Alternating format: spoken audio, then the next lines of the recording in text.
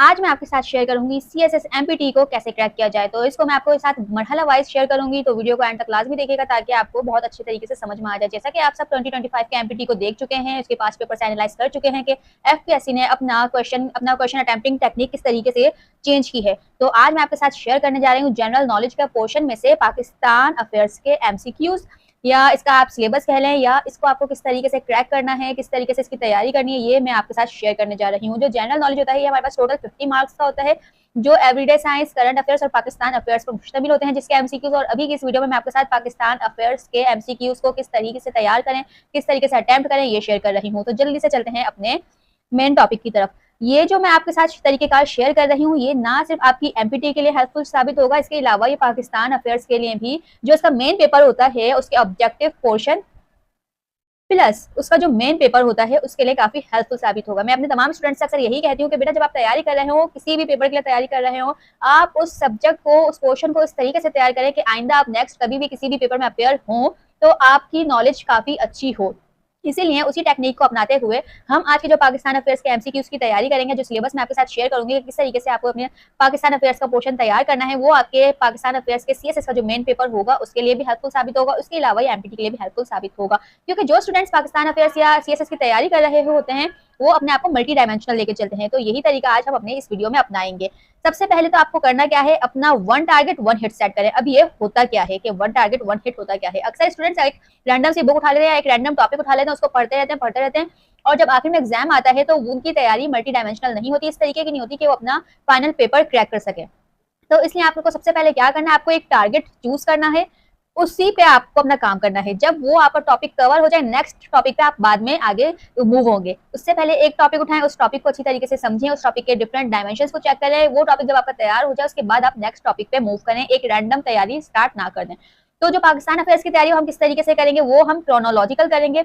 ये ना सिर्फ आपके MPT के लिए काम आएगी, ये सीक्वेंस आपका ना सिर्फ MPT के लिए काम आएगा बल्कि जो मेन एग्जाम होगा उसके लिए भी काफी हेल्पफुल साबित होगा। क्योंकि हमने 25 का अटेम्प्ट देके देख चुके हैं कि किस तरीके से उन्होंने FPSC ने सवाल को घुमाया हुआ था, किस तरीके से उन्होंने बिल्कुल out of the mind questions पूछे हुए थे जिसको बच्चे सर पकड़ के बैठ गए थे। इसलिए हम दोबारा सर पकड़ने की नौबत ना है, हम अपनी तैयारी को इस तरीके से बेहतरीन करेंगे कि FPSC पे का जो हमारा MPT का पेपर है वो अच्छी तरीके से हमारा अटेम्प्ट भी हो जाए और हम उसमें अच्छे मार्क्स भी ले सकें। तो इस वीडियो में मैं आपके साथ शेयर कर रही हूँ पाकिस्तान अफेयर्स के वो MCQs या वो क्वेश्चन जिनको आपको अपने लिए तैयार करना है, अपनी MPT के लिए ना सिर्फ बल्कि ये आपके मेन पेपर के लिए भी काफी हेल्पफुल साबित होंगे। So stay connected.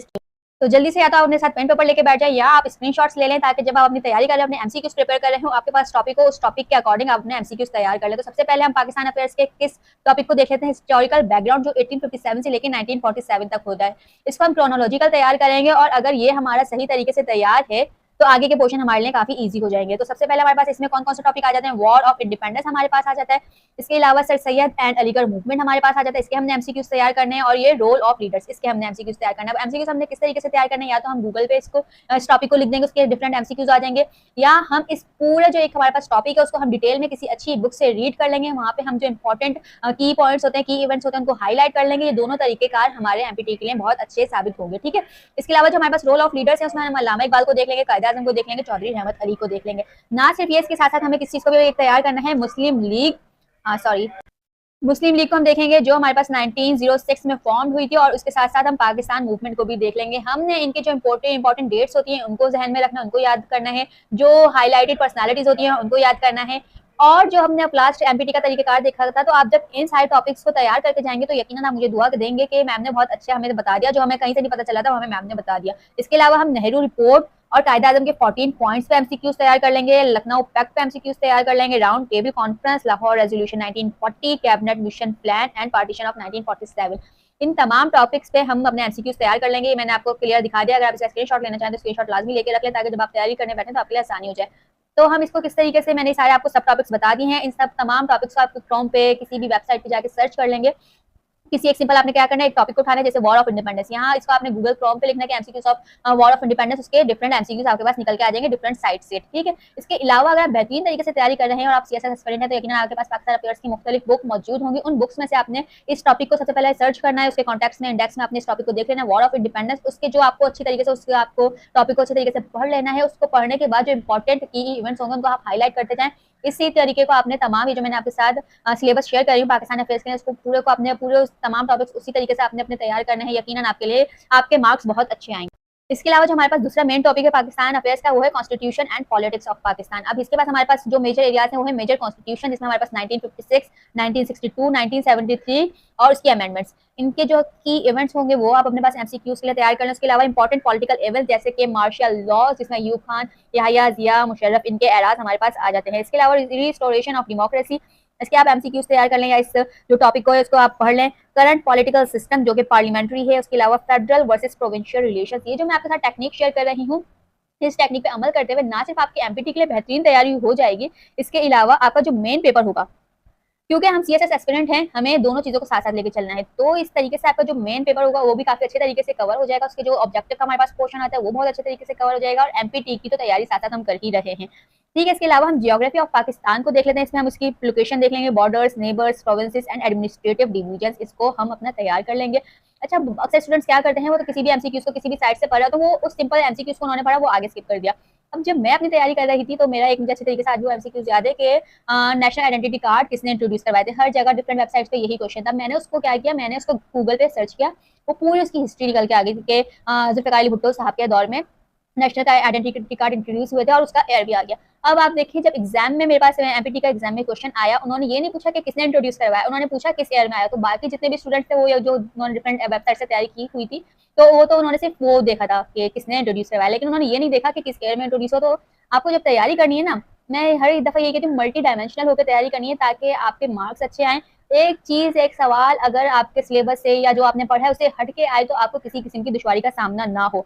उसके अलावा आपने कौन सा टॉपिक तैयार कर लेना, रिवर्स, डैम्स, बैरेजेस, इसमें इंडस, बसीन, तरबेला, रावी, मंगला, बादशाह एटसेट्रा, जितने भी डैम्स हैं इनको आपने तैयारी कर लेनी है। इनकी डेप्थ, इनके ये हाईएस्ट और ये कब तैयार हुए, ये सब आपने अपने पास तैयार करके एमसीक्यूज के तौर पे रख लेने हैं। उसके अलावा जो हमारे पास दूसरा टॉपिक है वो है क्लाइमेट एंड नेचुरल रीजन्स। इसको आपने तैयार कर लेना है। नेचुरल रिसोर्सेज को तैयार कर लेना है, जैसे मिनरल्स, फॉरेस्ट, एग्रीकल्चर, इंडस्ट्रीज। इन टॉपिक को जब आप तैयार कर रहे होंगे, इनके जो हाईलाइटेड इवेंट्स होंगे वो आपके पास जब जहन नशीन होंगे, तो जब आपका मेन पेपर होगा उसमें भी काफी हेल्पफुल साबित होंगे। इसके अलावा सीपेक एंड गवादर पोर्ट। अच्छा, जो एफपीएससी का तरीकेकार है एमसीक्यूज लेने का, जो हमारे पास लास्ट ईयर एमपीटी जो स्टूडेंट्स देके बैठे हैं उनको बहुत अच्छी तरीके से अंदाजा होगा कि उन्होंने किस तरीके से सरसरी तौर पे तैयारी की थी, और जब फाइनल एमपीटी का उनके पास पेपर उनके हाथ में आया था तो वो सर पकड़ के बैठ गए थे। तो इसीलिए अब जो हमने तैयारी करनी है वो हमने डिटेल में करनी है। इस तरीके से हमने तैयारी करनी है कि एफपीएससी किसी भी डायमेंशन से कोई भी सवाल उठा के दे दे, हम वो सॉल्व करने की अहलियत रखते हो। सबसे पहले इस इंसान पर खुद पर डिपेंड करता है तो कि वो किस तरीके से तैयारी कर रहा है, आया उसकी तैयारी उस कंसर्न इदारे के जो उनका मेथड है उसके मुताबिक है या नहीं। और एफपीएससी की ये बात मशहूर है, एफपीएससी और एसपीएससी से मेरा ताल्लुक रहा है कि मैंने एग्जाम्स दिए हैं, ये कभी भी किसी भी वक्त अपना एग्जाम का जो पैटर्न है उसको चेंज कर लेते हैं। जिस तरीके से 20 जब ये इन्होंने एमपीटी स्टार्ट किया था तो शुरू के इसमें एमपीटी काफी आसान होता था, इतना आसान कि अगर किसी स्टूडेंट की मेंस की तैयारी नहीं भी है तो वो उसको क्लियर कर सकता था। लेकिन अब जब उन्होंने एमपीटी लेना शुरू किया है तो एक जाहिर सी बात है, एमपीटी फिल्ट्रेशन प्रोसेस है, उन्होंने उसी तरीके से उसको मैनेज किया है, उसी तरीके से उसके सवालात अब पूछने लगे हैं। लास्ट ईयर जिस तरीके से मुश्किल आया था, इस साल हो सकता है उससे ज्यादा मुश्किल आए, तो इसलिए खुद को पहले से तैयार रखना है और अपनी तैयारी को बेहतरीन बनाना है। इसके अलावा जो हम टॉपिक तैयार करेंगे वो है सीपेक एंड गवादर पोर्ट। अब इनके जो एमसीक्यूज हैं ये आपको डिफरेंट वेबसाइट्स पे जो पास्ट पेपर्स के एमसीक्यूज होते हैं वो होते हैं। अगर आप इनको खुद से तैयार करेंगे, अब आपने गूगल पे या किसी भी एक किताब से आप पढ़ रहे हैं, उस एक टॉपिक को लेकर उसके डिफरेंट हाईलाइट एरियाज को देख लेंगे तो आपकी तैयारी बेहतरीन तरीके से हो जाएगी। इसके अलावा हम देख लेते हैं इकोनॉमी ऑफ पाकिस्तान, इसमें हमारे पास एग्रीकल्चर है। एग्रीकल्चर में आपने क्रॉप्स, इरिगेशन, चैलेंजेस, इन टॉपिक्स को तैयार कर लेना है। मैं बार बार कह रही हूँ, ये जो मैं आपके साथ टेक्निक शेयर कर रही हूँ ये ना सिर्फ आपकी एमपीटी के लिए काम आएगी बल्कि सीएसएस का जो मेन एग्जाम होगा वो भी आपका इस टेक्निक के थ्रू जिस तरीके से आप तैयारी करेंगे, जो नोट्स बनाएंगे वो बेहतरीन नोट्स बनेंगे और आपकी तैयारी भी बहुत अच्छी होगी। उसके अलावा अगर आप किसी वन पेपर एग्जाम के लिए भी इस स्ट्रेटेजी को यूज करेंगे तो यकीनन ये स्ट्रेटेजी आपके लिए उस वक्त भी कारआमद साबित होगी, क्योंकि मैंने खुद ने इसी स्ट्रेटेजी पे अमल करते हुए डिफरेंट एग्जाम्स क्लियर किए हैं और अल्हम्दुलिल्लाह आज मैं एक गवर्नमेंट एम्प्लॉय हूँ। तो उसके अलावा हम जो नेक्स्ट टॉपिक देख लेते हैं वो हमारे पास है इंडस्ट्रीज, उसमें टेक्सटाइल, स्पोर्ट्स, गुड्स, सीमेंट और ये जो हमारे पास आईटी है। अच्छा, अक्सर स्टूडेंट जब इस टॉपिक को तैयार कर रहे होते हैं तो वो जो टेक्सटाइल को देख लेंगे, क्योंकि हमारे पास जो गाइड बुक्स होती हैं उसमें प्रीवियस जो मेथड्स होते हैं वो प्रीवियस क्वेश्चन उनको उन्होंने ज्यादा हाईलाइट किए होते हैं, ज्यादा पूछे हुए होते हैं, तो वो आईटी वाले पोर्शन को अक्सर स्टूडेंट स्किप कर देते हैं। लेकिन आपने इस क्वेश्चन को बिल्कुल स्किप नहीं करना, अपने इन तमाम टॉपिक्स के साथ इस टॉपिक के एमसीक्यूज भी तैयार करने हैं। ठीक है, नेक्स्ट हमारे पास इस टॉपिक को हमने तैयार करना है वो है ट्रेड, इसकी इंपोर्ट, एक्सपोर्ट और बैलेंस ऑफ पेमेंट। अच्छा, इसमें से कुछ चीजें ऐसी हैं जिनको आप सही तौर पर नजर से गुजार लेंगे और कुछ चीजें इतनी की इंपॉर्टेंट हैं कि उनकी तैयारी के बगैर, उनके एमसीक्यूज बनाए बगैर आपका एमपीटी या किसी भी किस्म का क्लियर करना मुश्किल है, एग्जाम को क्लियर करना मुश्किल है। ठीक है, अब नेक्स्ट हमारे पास जो टॉपिक है वो हम देख लेते हैं एनर्जी क्राइसिस एंड रिसोर्सेज। इसमें हमने कौन कौन से टॉपिक को कवर कर लेना है, हाइडल का, कोल, सोलर, विंड, न्यूक्लियर। ठीक है, नेक्स्ट हमारे पास जो टॉपिक हमने तैयार करना है role of remittances and IMF, World Bank, ADB loans. ठीक है, ये टॉपिक हमने तैयार करने हैं, ये वो टॉपिक हैं, वो सब एरियाज़ हैं जिनको आप कवर करके अपने पाकिस्तान अफेयर्स के पोर्शन की बेहतरीन ना सिर्फ तैयारी कर सकते हैं, बल्कि आप बेहतरीन अंदाज में अपना पेपर अटेम्प्ट करने की अहलियत रखते हैं। लेकिन आपने करना क्या है, एक स्ट्रैटेजी को यूज़ करना है, एक बगैर किसी डायरेक्शन के शुरू नहीं हो जाना। आपने तैयारी के लिए एक डायरेक्शन चूज़ करनी है, एक टारगेट सेट करना है, उस टारगेट के मुताबिक आपने अपनी तैयारी को आगे लेके चलना है।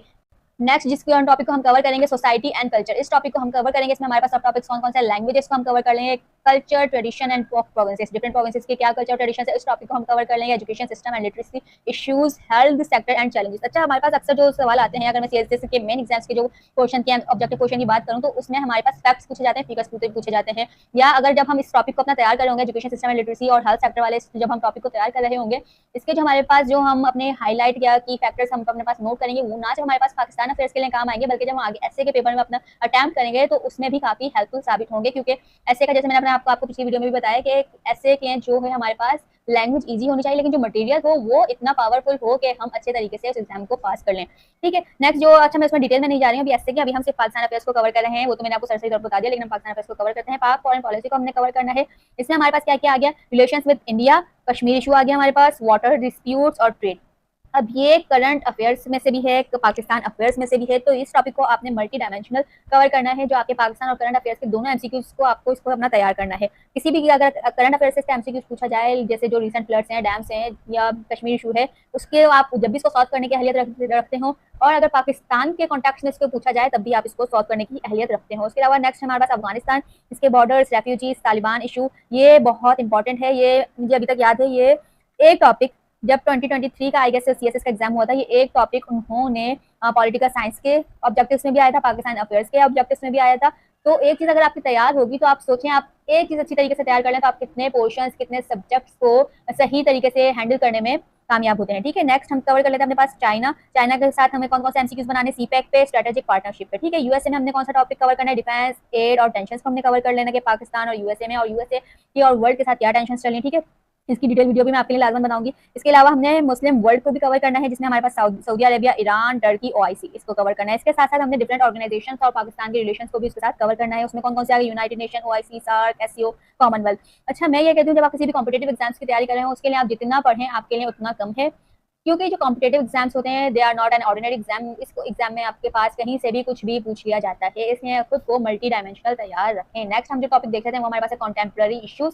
पॉपुलेशन में हमारे पास आ गया पॉपुलेशन ग्रोथ, अर्बनाइजेशन। नेक्स्ट हमारे पास आ गया terrorism and extremism, water crisis, climate change and floods, energy crisis, educational reforms, digital economy and youth development. ये जो मैंने आपके साथ जितने भी टॉपिक्स शेयर किए हैं, यकीन करें जब आप इन टॉपिक्स के साथ अपनी तैयारी करेंगे, अपने एमसीक्यूज प्रिपेयर करेंगे तमाम, जब आप सब एरियाज को कवर कर लेंगे, तो एग्जामिनर आपके से पाकिस्तान अफेयर्स का जो एमपीटी का पोर्शन होगा उसमें, या जो पाकिस्तान अफेयर्स का मेन पोर्शन का जो एग्जाम होगा उसमें बेशक ऑब्जेक्टिव हो या आपका मेन एग्जाम हो जो सब्जेक्टिव पार्ट होता है, तो आप उसको सॉल्व करने की अहलियत रखते होंगे, बशर्त इस पे कि आपकी तैयारी सही डायमेंशन में हो। जब तक आपकी तैयारी सही डायमेंशन में नहीं होगी, तो तब तक आप किसी भी एग्जाम को लेके बहुत परेशान भी होंगे और बहुत अच्छे तरीके से उसमें अपेयर भी नहीं हो सकेंगे, उसको अटेम्प्ट भी नहीं कर सकेंगे।